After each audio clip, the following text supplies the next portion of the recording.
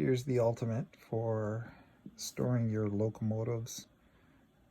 As you said, you don't want to put them back in the package. You want to easily have them accessible. So my parents built this, and it's on wheels, so you can move it around, and it's got drawers. Now I placed foam in the bottom so that each car, as you can see, stays pretty secure. And where there is no foam, the cars move around quite freely. And I'll get to that later. But as you can see, it holds locomotives quite nicely.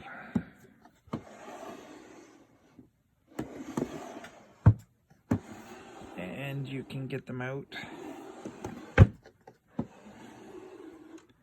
Now there's a drawer where I haven't put the foam in yet.